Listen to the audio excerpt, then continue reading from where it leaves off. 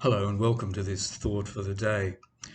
In Matthew's Gospel, chapter 12, there's a story in which Jesus and the disciples are berated for the disciples taking corn from the field on the Sabbath.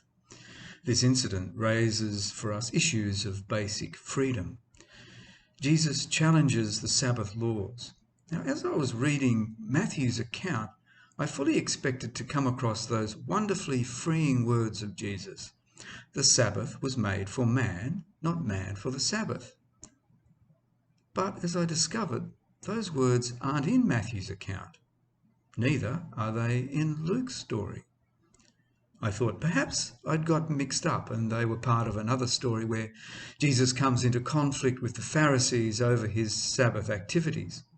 But no, these words appear only in Mark's account. Mark's Gospel, many believe, is earlier than Matthew and Luke and is often credited with giving us a far more earthy Jesus than the other Gospels do. Matthew and Luke have Jesus only saying, "The Son of Man is Lord of the Sabbath." The excision of the Sabbath for man saying may have been to make it a little bit more palatable for their audiences by elevating Sabbath practices, or maybe just to keep humanity a little bit more humble. Nonetheless, the fourth commandment does state that we are to remember the Sabbath day and keep it holy. The day referred to here is the seventh day of the week, the day in the creation narratives that God rested, our Saturday. From the early days of Christianity, there was a movement away from keeping the Sabbath according to Jewish tradition. There were interesting interpretations of what keeping the Sabbath meant for Christians. Some believed in Christ we were to keep the Sabbath constantly, or that any day of the week could act as a day of rest. And some believe that freedom in Christ means that the Sabbath keeping is not necessary, citing texts like Colossians 2. Therefore, do not let anyone condemn you in matters of food and drink or of observing festivals, new moons or Sabbaths. These are only a shadow of what is to come, but the substance belongs to Christ.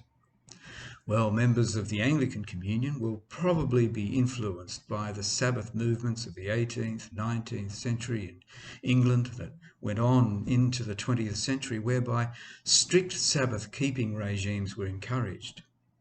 Many of us can remember those days when shops were closed and entertainment scarce on Sundays, and that there were arguments put forward that congregations would dwindle and society collapse if free trading were allowed on Sundays. It all seems a world away now. But some years ago I was made to think about this issue by the work of John Westerhoff, who was writing in the 1970s and 80s particularly. And he suggested that Christians should continue to keep Saturday as the Sabbath, particularly as a day of rest from labour and reflection on God's blessings. However, our chief day of worship, he thought, should be Sunday, the day of the resurrection of Jesus.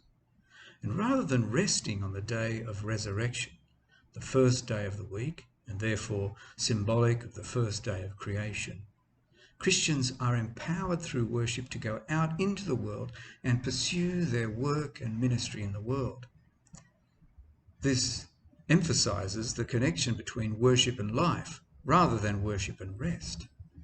In doing so, this pattern helps to overcome that age-old criticism that one could be a Sunday Christian, one whose faith and work were separated by the weekend. I've mentioned this from time to time to my colleagues who, being clergy, believe that Saturday is not a good day to have off because of the preparations that need to be made for Sunday worship. Many will have the vicar's day off of Monday or Tuesday. And they're very ready to quote me the Sabbath was made for the man verses. But I still think this pattern has great spiritual merit because it maintains the link between rest and reflection, which is crucial, and worship and work, or more pointedly, ministry, in which we as Christians are all engaged as we go about our daily activities. Thank you.